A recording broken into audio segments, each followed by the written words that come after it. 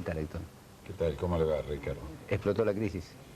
Sí, explotó la crisis y lamentablemente lo que a veces uno quiere equivocar en un pronóstico no fue tal y por lo tanto estamos asistiendo a una situación muy difícil para el país y muy difícil sobre todo para sus habitantes. En el 96 usted escribió la convertibilidad amenazada, es decir, hace 6 años prácticamente usted venía anticipando que la convertibilidad tarde o temprano iba a ser eclosión, ¿no?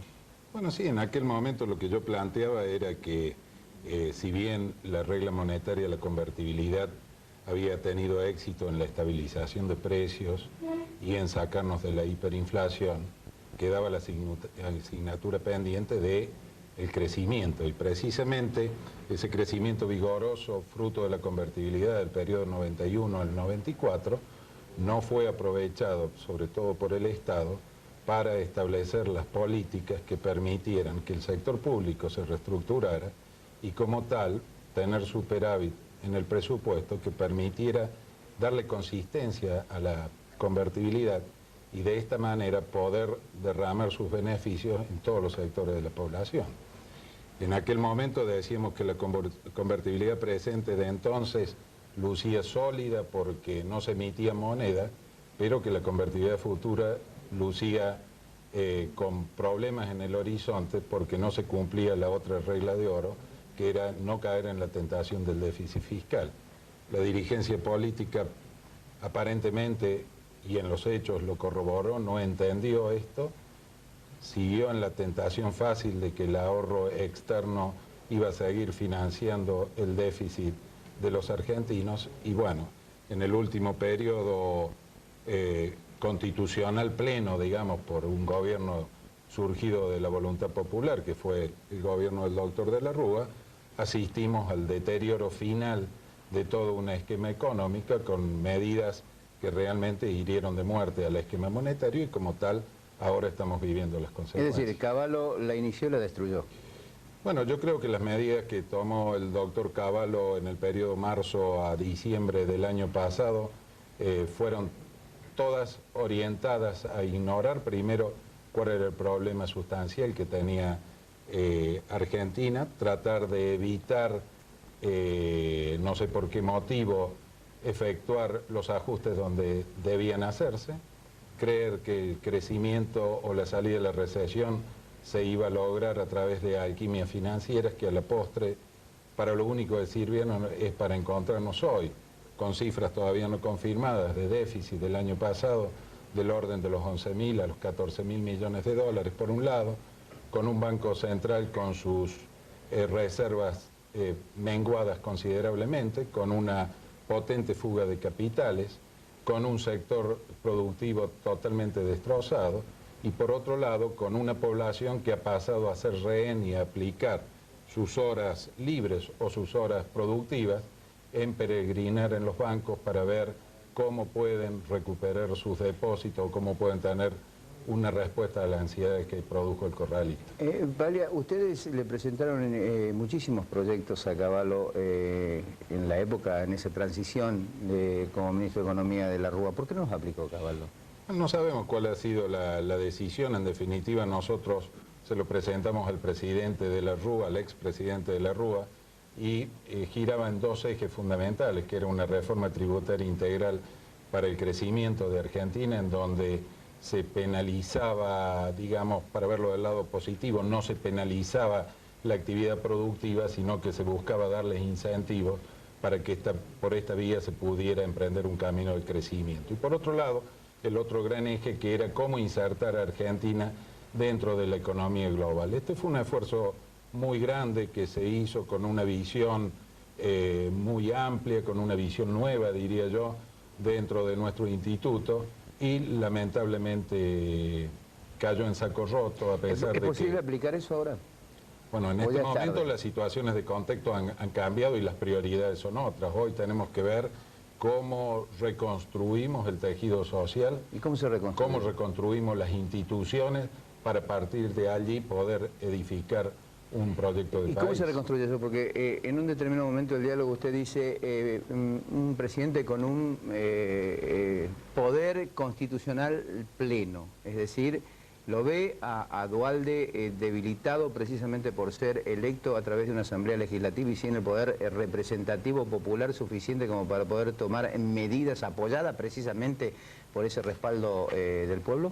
Bueno, yo lo pondría en estos términos, Ricardo. El doctor Duhalde tiene la difícil tarea de convalidar su legitimidad, que la tiene porque la asamblea, el mecanismo de la asamblea legislativa es un mecanismo constitucional, pero que emana de una institución cuestionada gravemente por la sociedad. Entonces, frente a mayúsculo problema que tiene que enfrentar y frente a a la forma en que llega al poder el doctor Duhalde, él tiene una doble tarea que realizar. Por un lado, solucionar estos problemas tan graves, tan acuciantes y urgentes, y por otro lado, demostrar con hechos contundentes que a pesar de ese poder menguado que deviene de la Asamblea Legislativa, está en condiciones de conducir una transición exitosa. ¿Está bien orientado Duhalde? ¿Tiene plan, digo, o son todas medidas aleatorias a un problema estructural que todavía no ha sido solucionado? Bueno, hasta ahora lo que hemos visto es eso, medidas aleatorias, medidas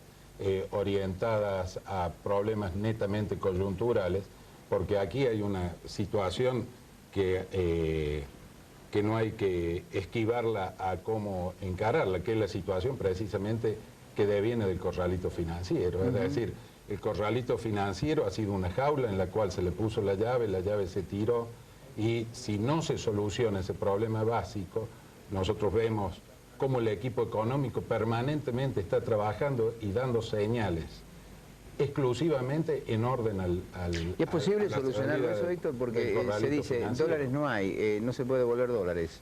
No, la solución tiene que nacer del consenso y tiene que nacer de un plan estructurado en donde dentro de las distintas medidas esté precisamente una solución para este problema del sistema financiero. Sistema financiero que a la vez hay que reestructurarlo, recrearlo para que esté al servicio de la producción. Claro, porque yo recuerdo que cuando se extranjerizó la banca, uno de los argumentos de Pou era decir concretamente de que los depósitos de los argentinos estaban garantizados precisamente porque los bancos extranjeros se iban a apoyar con las remesas desde el exterior, cualquier tipo de contingencia. Y contrariamente a esto, cuando sucedió, lo primero que recurrieron fue al Estado, apretar al Estado y aprovecharse de la vulnerabilidad de ese Estado, de ese gobierno, para tratar de sacar la mejor partida. Bueno, en esto hay que ser muy contundente. En base a los hechos, esa afirmación demostró ser una gran falacia, una gran mentira y un engaño a la gente. Es decir, si el sistema financiero no asume los costos que debe asumir, que no implican la quiebra ni el enfrentamiento con los demás sectores productivos, es decir, no hay producción, no hay crecimiento sin banca, pero la banca debe estar al servicio de la producción y no al servicio de un esquema rentístico del país, sino de un esquema productivo. En ese sentido, nosotros nos encontramos frente a la paradoja que durante el tequila, una crisis desatada en México, a pesar de la solidez que empezaba a enhebrar nuestro sistema financiero, cayeron numerosos bancos. Acá precisamente, para que no caigan bancos, se está sacrificando el resto de la actividad productiva. Y en eso hay que ser muy claro. El banquero, el constructor, el industrial, el profesional, el productor televisivo asume riesgos. Y quien asume riesgos tiene riesgos de ganar o de perder. Claro, la regla del mercado. Frente a eso, si vamos a tener una economía abierta, una economía de mercado, esas reglas de riesgo deben ser parejas para todos. Claro. O sea, no debe haber privilegio. Y con esto no es que deba convertirse en un enfrentamiento, como le digo, de la población o del ahorrista con el banquero, sino que se define precisamente cuál es el rol que debe tener la banca, cuáles son los pasos que se han venido dando en los últimos tiempos y cómo el Estado se ha puesto a la espalda un problema que le es o que le era ajeno. Es decir, claro, el Estado no es el responsable, por lo menos hasta ahora, luego de la sanción de la nueva Carta Orgánica del Banco Central, las cosas han cambiado radicalmente. Claro. Pero hasta ahora el Estado no era el prestamista de última instancia para salvar el sistema financiero.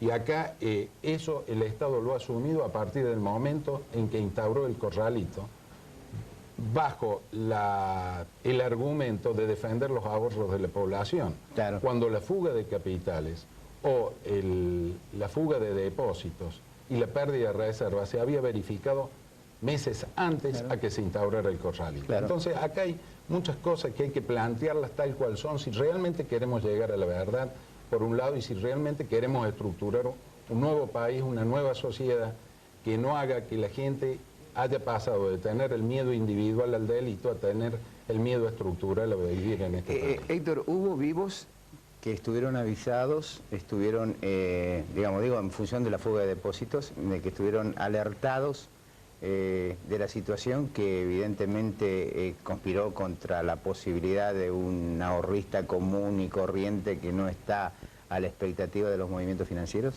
Mire, no sé, eso constituiría, digamos, inside information, como le llaman los americanos, y sería un delito, al menos en Estados Unidos penado severamente. Sí, lo que puede haber habido, y que de hecho lo ha habido, gente con más información y con mayor capacidad de análisis. Claro. Porque quien tenía capacidad de análisis y veía la forma en que se estaba manejando la política del Banco Central, cuya función exclusivamente podía resumirse a un solo artículo, que era asegurar el valor de la moneda como moneda de cuenta, como medio de pago, y asegurar las reservas que respaldaban la convertibilidad, quien veía que se iban efectuando pagos de servicio de la deuda externa, que se atendían distintos requerimientos, haciendo utilización y pases contra las reservas del Banco Central, quienes veían que a las FJP se les imponía que fueran adquiriendo cada vez mayor proporción de títulos públicos,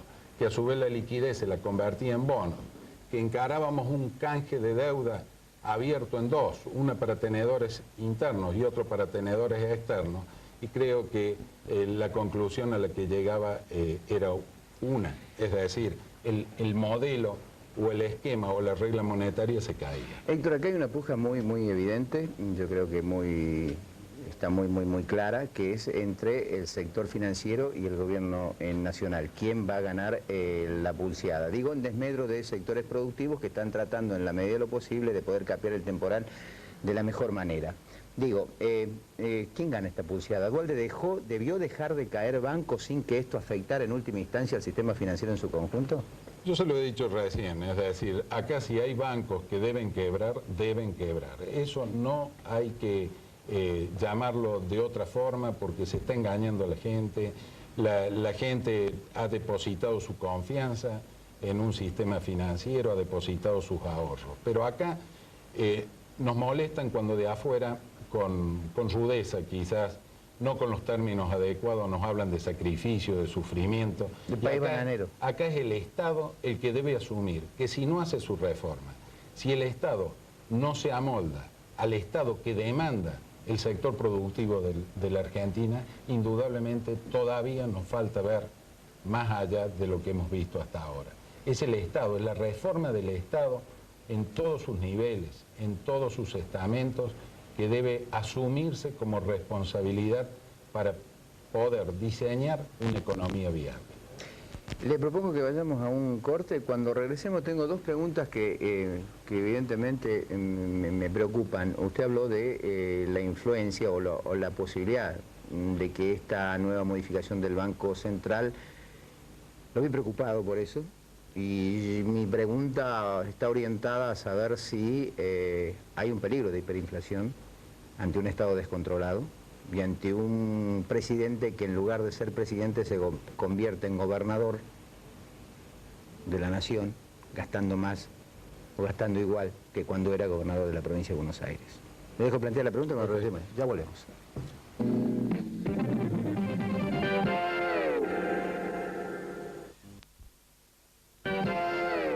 Bien, dejaba planteada dos preguntas, Héctor. ¿Hay peligro de hiperinflación? Bueno, habría que verlo en estos términos. El sector productivo de Argentina está haciendo un esfuerzo muy grande por absorber costos, mantener precios en aquellos productos que puede hacerlo. Indudablemente que los productos que tienen componente importado es imposible pensar que se va a absorber la devaluación. Pero el peligro está en esta nueva carta orgánica que se ha sancionado para el Banco Central. Es decir, en la medida que ahora el Banco Central va a poder efectuar adelantos que antes eran transitorios para problemas de liquidez durante 30 días, ahora podrá hacer adelantos sine die al sistema financiero para atender esos problemas y a su vez va a poder emitir para afrontar compromisos de gasto del Estado, indudablemente que si esto no tiene una conducta muy mesurada y mecanismos de control muy estrictos, la hiperinflación es una posibilidad a la cual hay que asignarle una chance de ocurrencia. Héctor, especificar 1,1, 1,40, ¿quién paga el costo de eso? Bueno, en esto se viene hablando de dolarizar, de especificar, Acá, en realidad, lo que hay que encontrar es un mecanismo y una política monetaria coherente. Cuando hablamos de política monetaria coherente, estamos hablando de una política monetaria que permita, a partir de cierto nivel, alcanzar la estabilidad de precios y permitir el crecimiento. De otra forma, vamos a estar adoptando soluciones parciales en donde precisamente vamos a exacerbar la lucha por quién paga los costos. Acá lo que ha sucedido, lamentablemente, derrama costos y sacrificios para todo el mundo. Pero le he señalado recién, quien debe asumir el mayor sacrificio, el mayor espíritu de colaboración en esto es el Estado. Por lo tanto, cualquiera de las situaciones que quieran tomarse como soluciones para determinados sectores o para determinados problemas individuales, van a pecar no solamente de injustas, sino de muy transitorias en el tiempo. ¿Debe ajustar y cuánto la Nación? La Nación debe ajustar en la magnitud que requiera tener un presupuesto en el cual la carga impositiva que soporta el sector productivo de la población pueda financiar ese gasto. Esto significa una magnitud muy grande en términos, primero, de ineficiencia en la aplicación del gasto, porque acá se habla de que hay una rigidez a la baja del gasto público por los programas sociales, etc. Pero si usted va a analizar el presupuesto y ve los distintos programas, usted va a encontrarse que numerosos programas han sido creados para encubrir otro tipo de erogaciones. Entonces acá hay que darle una transparencia mayúscula al presupuesto nacional. Hay que darle una transparencia en los ingresos y una transparencia en el gasto. Hay que combatir la evasión, hay que buscar los mecanismos que no permitan la elusión impositiva y los mecanismos que penalicen actividades. Y cuando hablo de penalizar, no de castigar en el estricto sentido de la palabra, sino de gravarlo con mayor magnitud, actividades que no hagan el incremento del Producto Bruto, ni tampoco al crecimiento de la empresa. Es decir, la actividad especulativa. A la actividad especulativa, a la actividad rentística, es decir, debemos pasar de un país en donde la actividad rentística esté subordinada a la actividad productiva, pues no es pecado la actividad rentística. No, pero que pague lo que tiene que pagar. Es pecado cuando un país se estructura exclusivamente para favorecer ese tipo de actividad en desmedro de la actividad productiva. Héctor, ¿se vio lo peor de la crisis?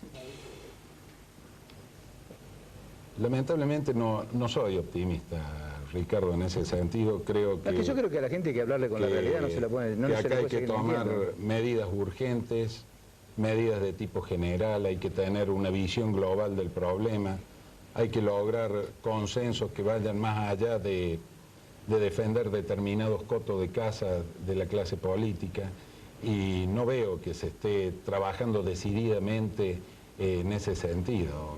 Yo le puedo poner un ejemplo. En marzo del año pasado, el programa de López Murphy, que era mucho menos duro que lo que hay que hacer ahora, no tuvo apoyo político fundamentalmente, y se lo digo con nombre y apellido, porque había que mantener los privilegios del señor Juberov en la Universidad de Buenos Aires. No atacamos el problema del PAMI y del ANSES porque hay que mantener los puestos de trabajo. Los punteros políticos de la provincia de Buenos Aires. Los punteros políticos. Sí. Entonces, no puedo ser optimista hasta que no vea una clase dirigente que realmente tenga vocación de cambio, que entienda la gravedad del problema y que encare de una buena vez y para todos un acuerdo que no lo vamos a lograr, y no lo estoy menospreciando, creo que es un esfuerzo, pero que no se va a lograr en reuniones individuales con algún delegado de las Naciones Unidas y con la Iglesia. Creo que la Iglesia debe estar, las Naciones Unidas pueden estar para monitorear, pero acá aquello que hablamos hace unos años de un pacto al estilo de la Moncloa se impone y se impone en forma urgente, porque después de esto lo que puede llegar a venir en materia de convulsión social puede ser demasiado grave. A ver si en un minuto me puede sintetizar la pregunta. Luego de esta crisis, evidentemente, cuando se toca el piso, el fondo de una situación a través de una crisis, viene la refundación de algo. Hay que refundar este país. ¿Se puede refundar con esta dirigencia?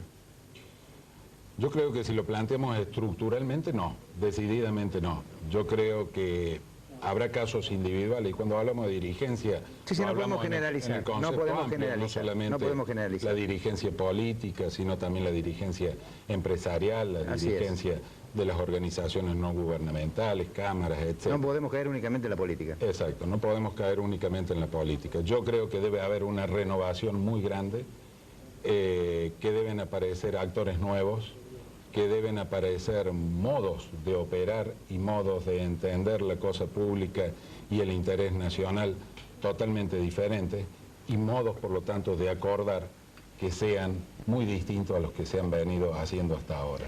Héctor, muchas gracias. No, me hubiera gustado hablar de otra cosa o de hablar de un país en crecimiento, no volver al 96 cuando usted escribía el tema de, bueno, la convertibilidad amenazada, y cuando durante hace 2 años aproximadamente hablaba de una crisis sistémica y adelantaba que esa crisis sistémica en algún determinado momento iba a explotar con consecuencias, como decíamos al comienzo del programa, imprevisibles para todo el país, fundamentalmente para los sectores más necesitados. Eso se cumplió, desgraciadamente estamos hablando de eso y volveremos a seguir hablando porque creo que esto da para mucho.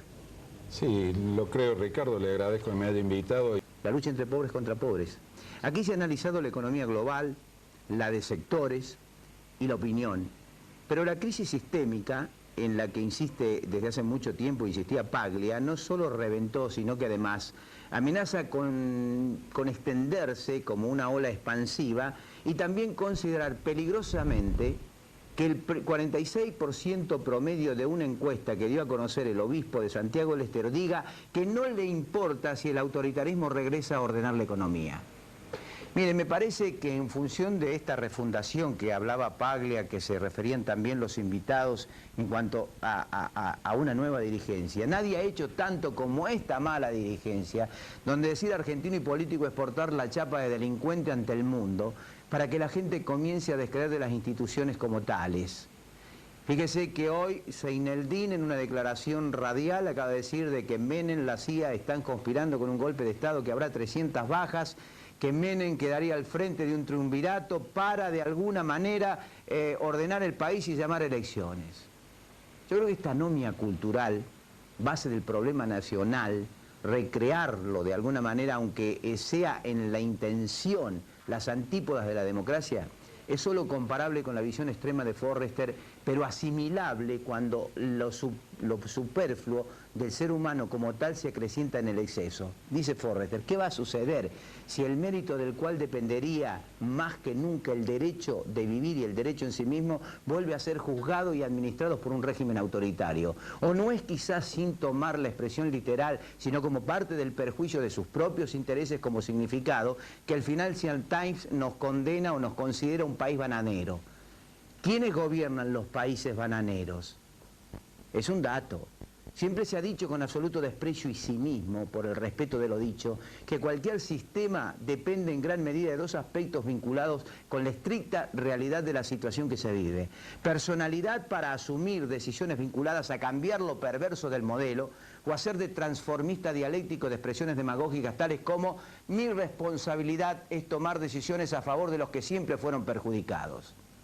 En todos los casos es una cuestión de decisiones políticas, que tomadas o no dependen del grado de avance de la enfermedad y que según sus resultados o los resultados el pueblo va a poder considerar persona o se va a considerar persona o recordará haberlo sido.